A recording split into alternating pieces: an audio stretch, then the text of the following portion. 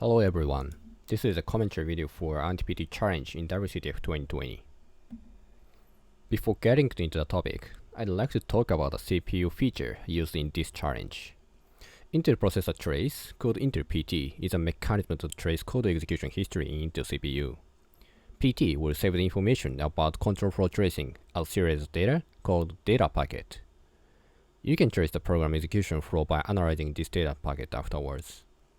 PT can trace kernel land execution as well as user land, which means we can get a kernel coverage with an emulator like QM. And PT can trace the execution history in VMX non-root mode. You can get the coverage of hypervisor as well. Tracing execution history can be used to calculate the coverage, and furthermore, this is assisted by hardware. So some recent fuzzing research like Careful, PT Fuzz, and Ptrix are using Intel PT to make fuzzing efficiently. Let's talk about the challenge. The concept of this challenge is anti-fuzzing. Fuzzing is one of the state-of-the-art methods to find bugs in real-world binaries, and it's widely used to make the software securely. One basic fuzzing strategy is coverage-guided fuzzing. First, the fuzzer will generate some input and put them into the binary, and checks coverage feedback from emulator or debugger or CPU or something. Then fuzzer will mutate the input to generate next input to gain more coverage. The execution information provided by Intel PT will be helpful to get coverage information more efficiently. So there are so many fuzzing software employing Intel PT today.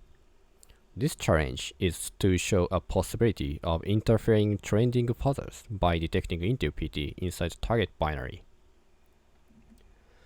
The challenge service will run your POC with shellcode launcher protected by seccomp. The server will execute your POC with following command. To make fuzzing situation more realistic, I added some features to this challenge.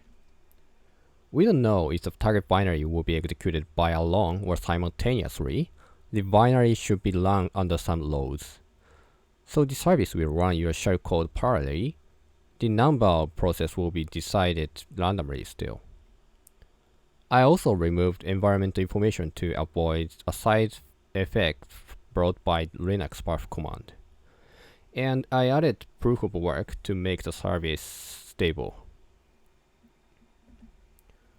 There should be some solutions for this challenge, but basically most of them are related to timing-based side-channel attack in Intel CPU.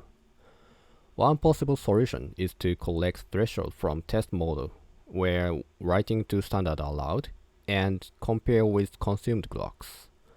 This method probably works, but it's unstable under some workloads. I think some teams have solved this challenge with this solution since I tried to make the server more stable. Core concept of this challenge is abusing side-channel effect in Intel PT, so that's enough.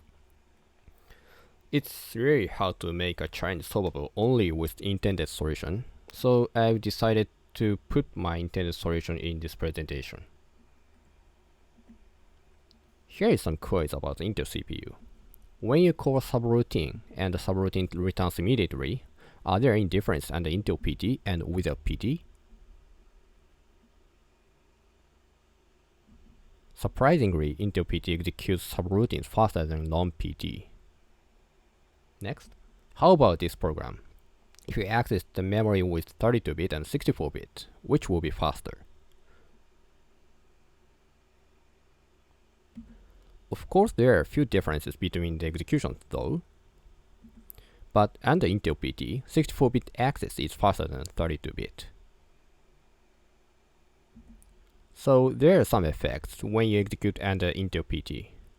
Basically, Intel PT takes more clocks than standard execution since some additional operation will be performed inside the CPU, like microcode.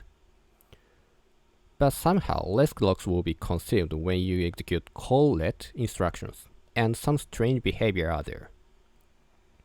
So here is two side-channel effect in Intel CPU, which can be used to write stable POC. Let's combine them into POC. Call-let will be faster under Intel PT, and 32-bit memory access will be slower as well. And these values get higher under more CPU loads with Intel PT. So dividing cold consuming clocks by 32-bit memory access clocks, the value will be getting lower and lower when more CPU loads are added.